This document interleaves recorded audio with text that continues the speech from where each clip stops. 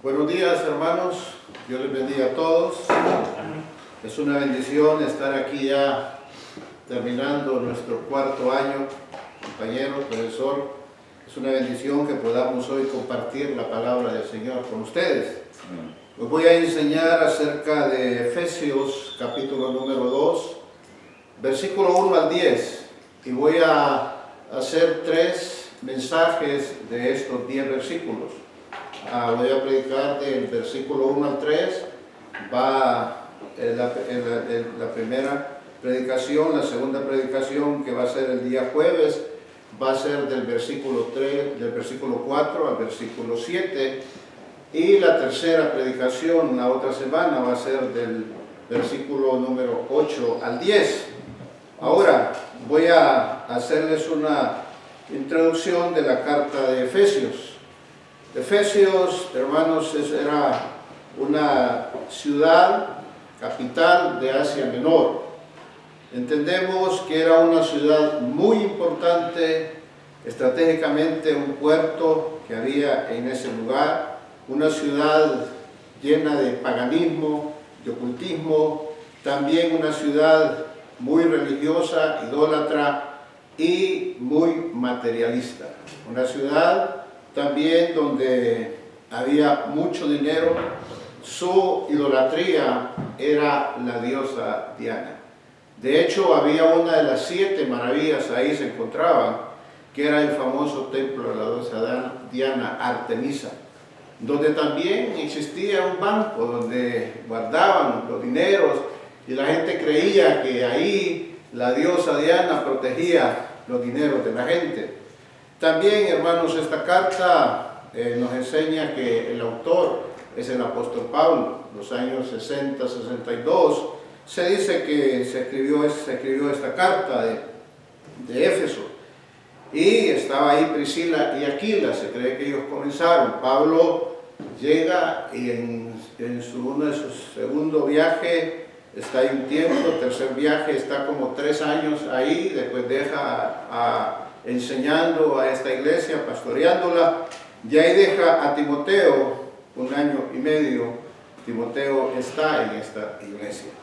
Vemos que el propósito de esta carta es enseñarles Pablo a ellos acerca del lugar donde ellos se encontraban, fortalecer su fe, fortalecernos en la doctrina. Esta carta tiene 2 divisiones, una del capítulo número 1 al 3, Pablo enseña el aspecto doctrinal a los hermanos, y de ahí enseña del capítulo número 4 al 6, él enseña la parte práctica de esta carta. Hoy vamos a leer capítulo número 2, versículo número 1 al 10. Acompáñenme, por favor, abran su Biblia, Efesios capítulo 2, versículo 1 al 10, dice la palabra: y Él os dio vida a vosotros, cuando estaban muertos en vuestros delitos y pecados, en los cuales anduvisteis en otro tiempo, siguiendo las corrientes de este mundo,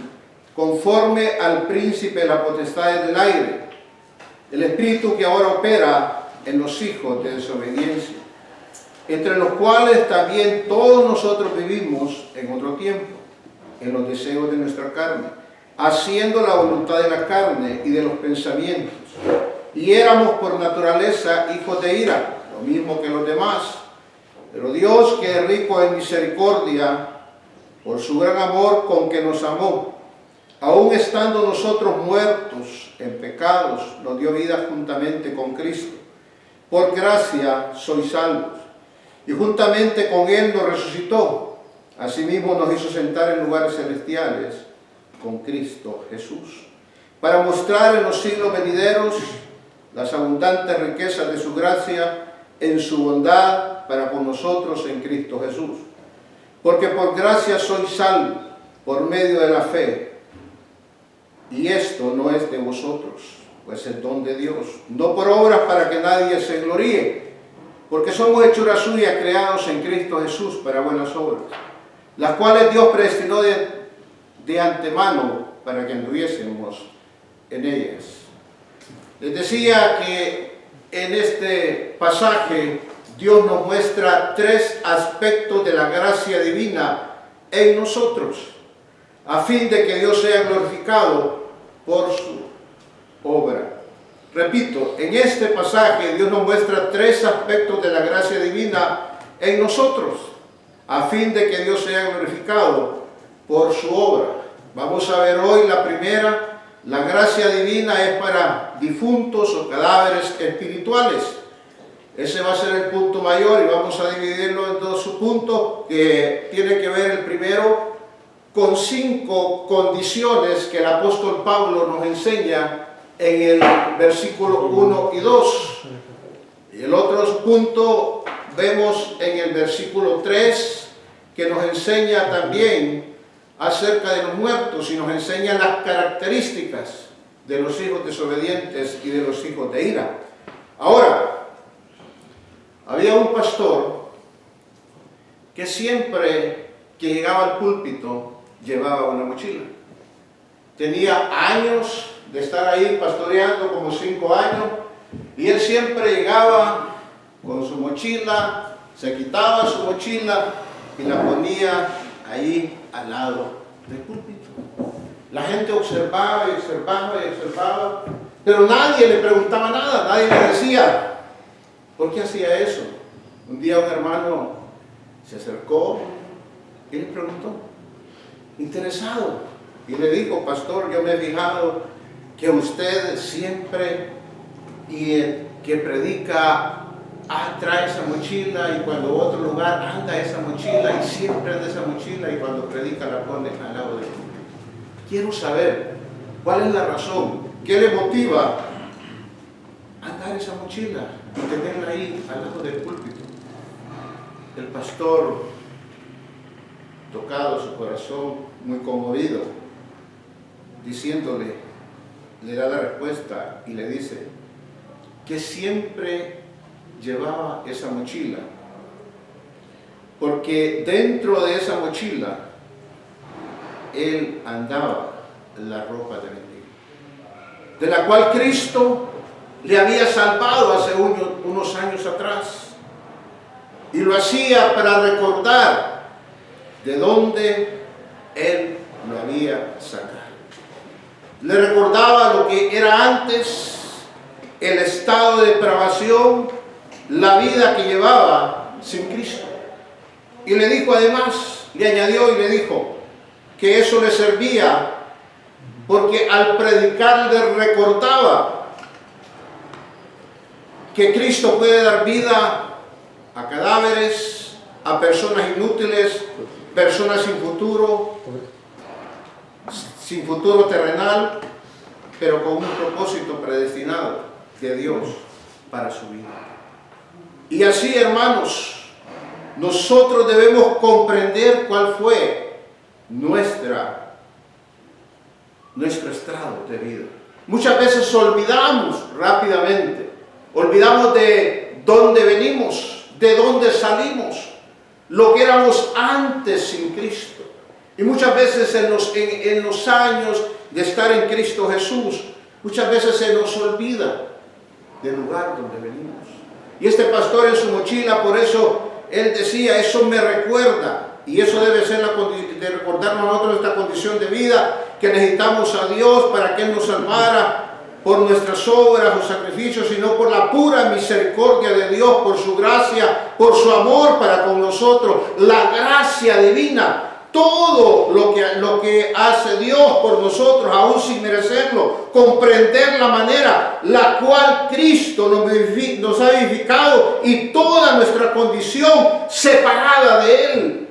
Yo creo que eso, hermanos, no debíamos de olvidarlo. Y siempre que predicamos y enseñamos y damos testimonio, ¿de dónde venimos? ¿Quién nos rescató? Y le decía, en este pasaje Dios nos muestra 3 aspectos de la gracia divina en nosotros, al fin de que Dios sea glorificado por su obra. Y leíamos, es interesante, cuando vamos al versículo número 1, y vamos a ver aquí la gracia divina es para difuntos espirituales, como un punto mayor. ¿Y qué vamos, hermanos, a aprender? Hay cosas interesantes, fíjense, en este pasaje. Primeramente, que está escribiendo a creyentes. Cualquiera diría, es un mensaje evangelístico. Claro que sí también. Pero está hablando con creyentes. Usted va a ver los pronombres aquí, nosotros, vosotros. ¿De quién está hablando? Aquí nadie se puede quedar diciéndole, o como alguien que le dice cuando está predicando, le toca y con el codo las costillas al esposo, le dice, de vos están hablando, y el esposo le, de vos están hablando, y muchas veces algunos están con una sombrilla en la iglesia diciéndole, te está cayendo a ti. Hermanos, aquí el apóstol habla a judíos y a gentiles, les está recalcando cómo ellos vivían, cuál era el estado antes de ser resucitado con Cristo. Interesante que miremos algunos detalles gramaticales aquí en el versículo número 1. Y dice, y él, conectando el contexto, que ve la conexión que el apóstol está haciendo con el versículo número 15 al versículo número 23. Él está haciendo la conexión de lo que él estaba hablando anteriormente, capítulo 1. Y primeramente tenemos que el versículo 17 y 18 nos habla de la oración que el apóstol está haciendo para que les dé sabiduría y entendimiento y que puedan comprender la gracia divina. Les habla que fue por medio, allá en el les habla en los versículos 21 en adelante al 23, que fue por medio de la resurrección del Señor Jesucristo. Y llega ahí, dice, y él hace la introducción con el Kai y él, y dice, con esa conjunción. Pero algo interesante para aquellos que estudian la Biblia, que conocen de los idiomas, sabe que él os dio vida, no aparece en el original. El verbo no aparece. Y se dice que se puso ahí para un mejor entendimiento, porque aparece hasta en el versículo número 5, de modo que dice, podíamos leerlo entonces en el original, kai humais ontas necros, diciendo, no aparece. Entonces, teniendo ya como eso, vemos entonces que introduce este párrafo y lo conecta con lo que le he dicho anteriormente. Ahora, este pronombre que aparece ahí nos lleva a entender que se refiere a Cristo, que Cristo es quien nos dio la vida, a nosotros y nadie más. Dio vida, dice. El tiempo de este verbo es muy importante, ya que es un aristo, y se refiere, hermanos, a Cristo en un momento determinado, en algo que hizo en el pasado de nuestra vida, y ha hecho una obra a los cadáveres y dio vida en un momento determinado, y ahora por su gracia permanecemos vivos. Por eso esta palabra hace énfasis en el vínculo de judíos y gentiles y hablarles acerca de esto. Interesante entonces que nosotros vemos que Él nos dio vida a vosotros. Colosenses capítulo 2 versículo 13, y a vosotros estando muertos en pecados, en la circuncisión de vuestra carne, os dio vida, juntamente con Él perdonando todos los pecados, hablando acerca de la vida espiritual con Cristo impartida a los creyentes en el momento de su conversión. Entonces tenemos y vemos este pasaje interesante, lo que vemos cómo comienza el versículo número 1. Y ahora vemos entonces ese subpunto también que refuerza que son las 5 condiciones en las que nos encontramos. Y enseña de esas 5 condiciones. Y sigue diciendo el versículo número 1, cuando estabais muertos en vuestros delitos y pecados. ¿Cuál es la primera condición? Hermanos, muertos primeramente en transgresiones. Y la palabra muerto, ¿qué significa? Porque si nosotros vemos en la palabra de Dios, en Génesis capítulo 2:17, le dijo Dios a Adán, si tú comes de ese fruto, morirás. Vemos Génesis 3 que Adán no ha muerto. Vemos Génesis capítulo 5 que dice que Adán murió 930 años. ¿A qué se refería entonces y a qué se refiere muerto? Se refiere, hermanos, a la muerte espiritual. Nos recuerda el hijo pródigo, Lucas capítulo 15, versículo 32, cuando se le acerca el hijo y le dice: Padre, ¿por qué le estás haciendo a mi hijo? ¿Por qué a mi hermano le haces una fiesta y a mí no me haces nada? Y yo he estado contigo toda una vida. Y le dice el padre: hijo, quizás tú no entenderás, no comprenderás, pero este hijo está aquí, que le hacemos fiesta, estaba muerto y ahora vive. No hablaba de muerte física, el hijo estaba ahí. Adán no había muerto, habla de la muerte espiritual. ¿Y qué hablamos, hermanos? Cuando hablamos de muerte espiritual, hablamos de separación. Separación de Dios, alejado de Dios. Y vemos que en esta condición dice: están muertos en sus transgresiones. Transgresión, hermanos, viene de la palabra paráctoma, picto, caer, y habla y quiere de enseñarnos caída, transgresión, caída de alguien que sobrepasó los límites y entonces cometió transgresión. Y la transgresión comienza enseñando, así como les decía, una metáfora de estar muertos, estabais muertos, y habla también que Él nos dio vida cuando estábamos muertos en esa condición, caídos. Esa era nuestra condición, muertos y caídos de la gracia del Señor. Y dice también en la segunda condición: estaban muertos en sus pecados. Esa idea con este verbo es estando de una manera continua en delitos o transgresiones, también estando continuamente pecando. Esa era nuestra naturaleza. En esa situación nos encontramos hasta que vemos la gracia, la obra de Cristo en nuestra vida. El pecado es la muerte del alma. Dice Romanos 5:12, nos habla que la paga del pecado es muerte. Un hombre muerto en delitos y pecados no siente deseo por placeres espirituales. Cuando miramos un cadáver da una sensación de espanto. El espíritu que nunca muere se ha ido y nada ha dejado sino la ruina de un hombre. Pero si viéramos bien las cosas, deberíamos sentirnos mucho más afectados por el pensamiento de un alma muerta, un espíritu perdido, caído. ¿Sabe qué significa? La idea: errar en el blanco. Como quien ponemos ahí un blanco y agarramos una saeta con su arco y la queremos lanzar y ella no llega al propósito. El hombre no llega al propósito. Muerto en delitos, muerto en sus pecados, no alcanza, erra, no llega al propósito de Dios.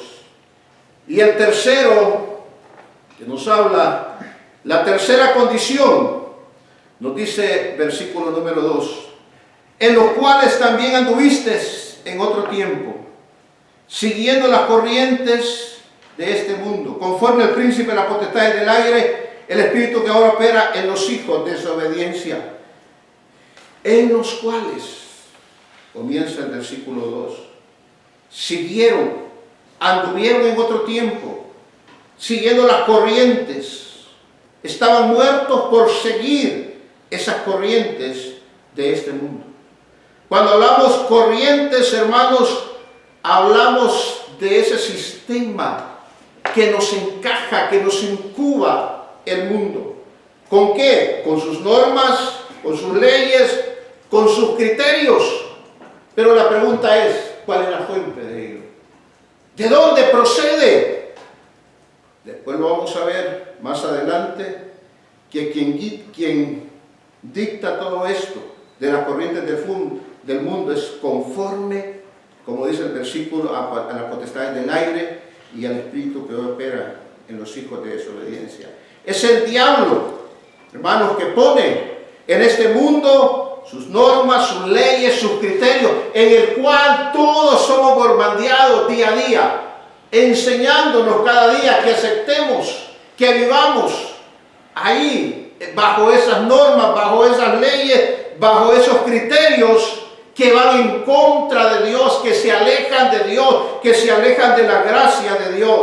Por eso cuando él dice este pronombre relativo, en los cuales hace referencia a los pecados, es decir, en los pecados anteriores, en otro tiempo anduvieron, caminaron, da la idea de que su vida, esa era la forma de conducirse, de vivir según las corrientes de este mundo. De la cueva dice, y lo ilustra de la siguiente manera, y dice, es como en un río donde fluyen muchos peces, donde hay una gran cantidad de peces.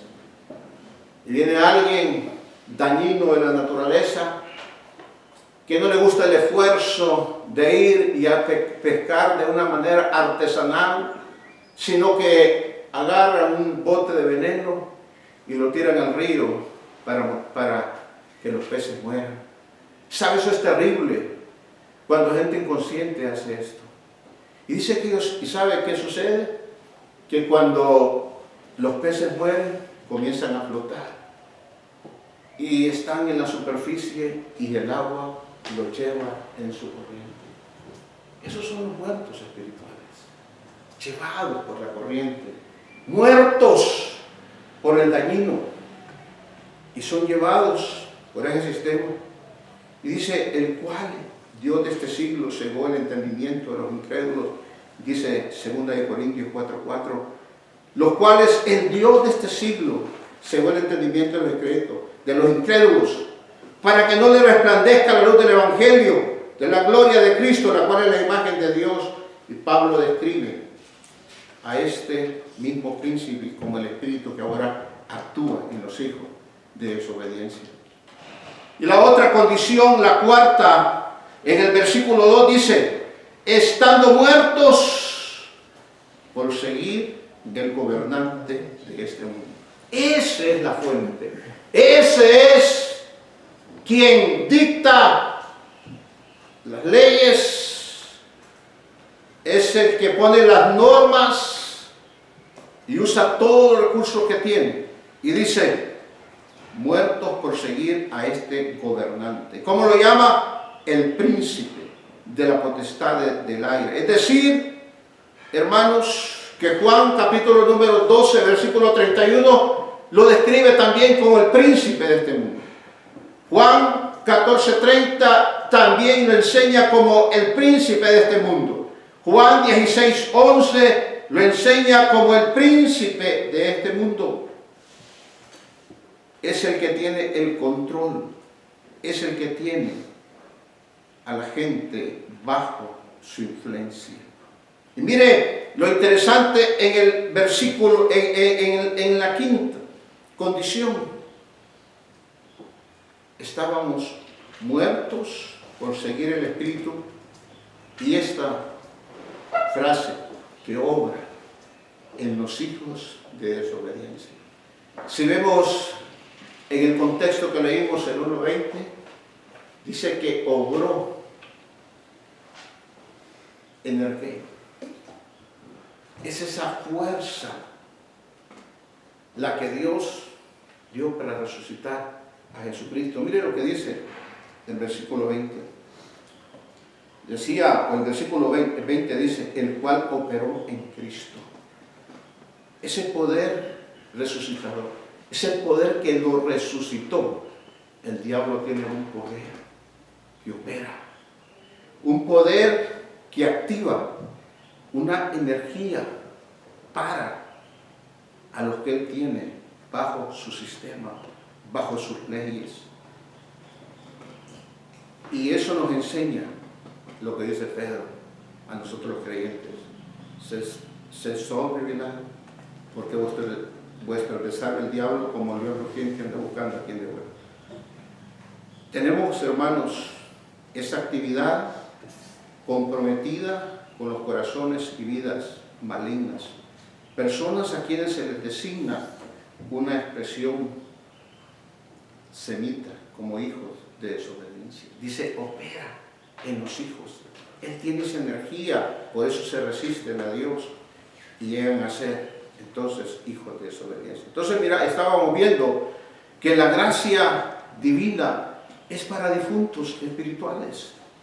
Y vimos que tiene un subpunto donde vimos, hermanos, que hay 5 condiciones.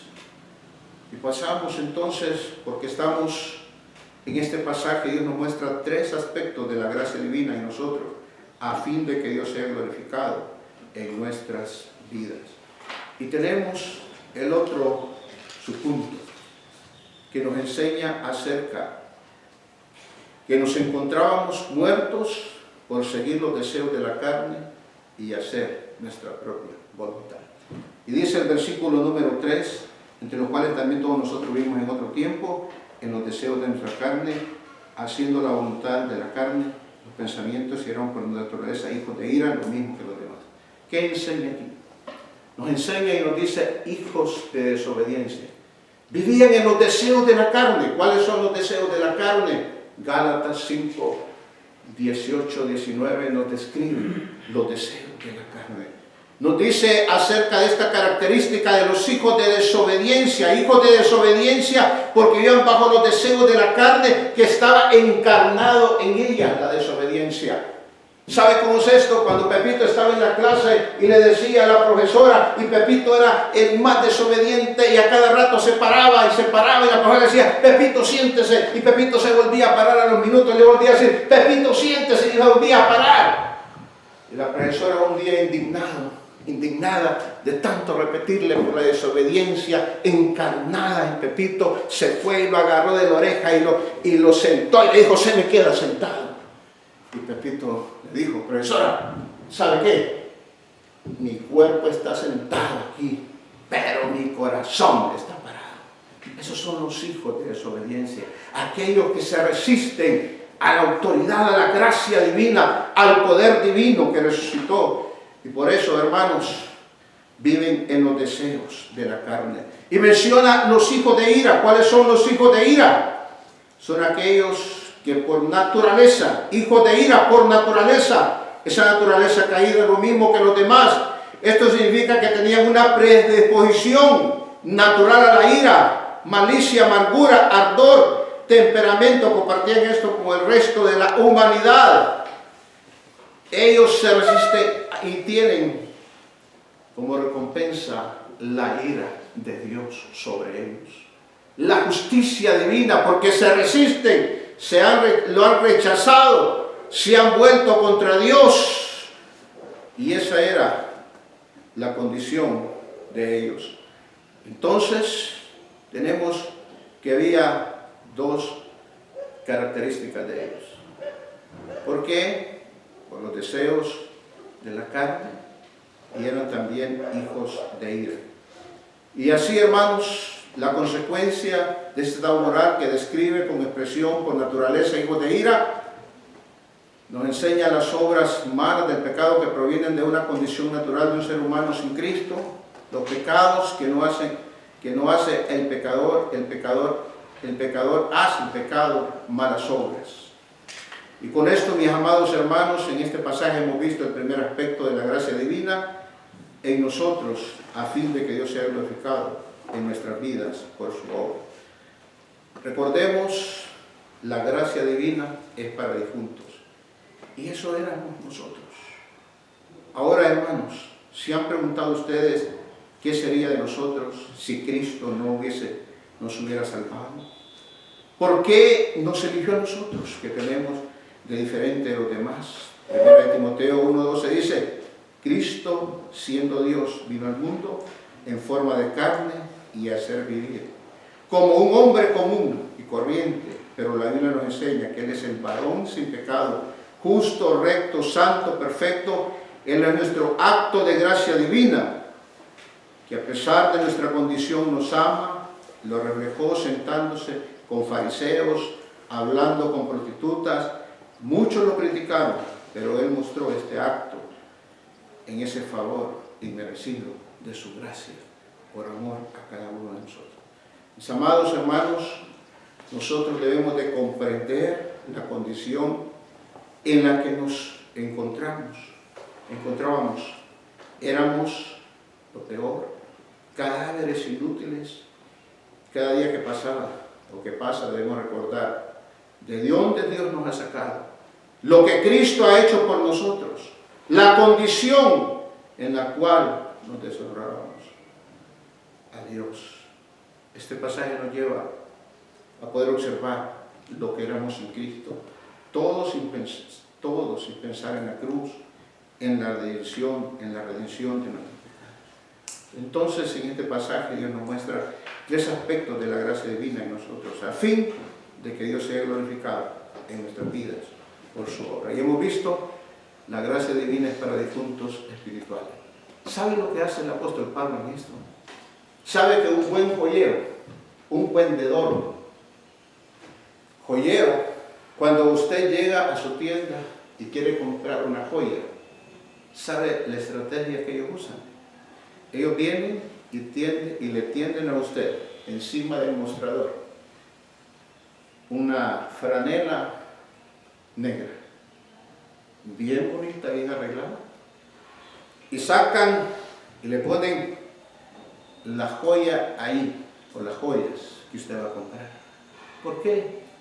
Porque ese fondo, ese trasfondo negro, va a hacer que la joya resplandezca más y que usted pueda contemplar la maravilla, las hermosuras y todo lo que esa joya obtiene.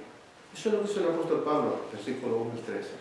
Él ha puesto un trasfondo de la vida anterior, muerte, pecado, delito, corrientes del mundo, para después llevarnos, del versículo 4 en adelante, a apreciar y a maravillarnos de la joya de la gracia divina de Dios. Oramos, hermanos, pueden cerrar sus ojos.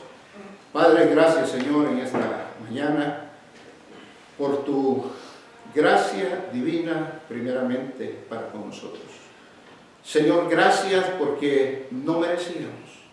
Señor, nuestras obras eran como trapos de inmundicia, perdidos en el pecado, abandonados, Señor, lejos de tu ciudadanía. Pero tú, con tu gracia, con tu misericordia, con tu bondad, mandaste a tu Hijo y resucitaste a tu Hijo para que nos redimiera, nos diera esa gracia divina y nos diera la vida eterna. Padre, algo que no merecíamos, sino por los méritos de tu Hijo amado. Perdona nuestros pecados, Señor, día a día que cometemos, y enséñanos, Padre, siempre a recordar nuestra vida pasada, nuestra vida presente y el futuro que tú tienes para nosotros. En Cristo Jesús oramos. Amén. Dios les bendiga, hermanos.